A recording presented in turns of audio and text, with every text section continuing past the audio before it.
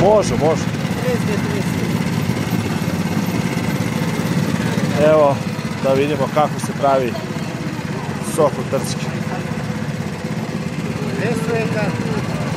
Znači ja ću popiti 2, a moj ortak samo 1. Para mi.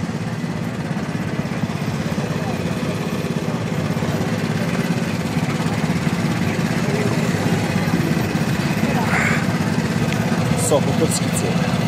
Učiš ja najveće proteine.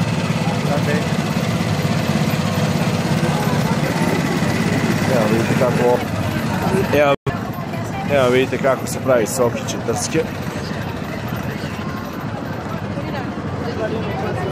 Getu je ludnica.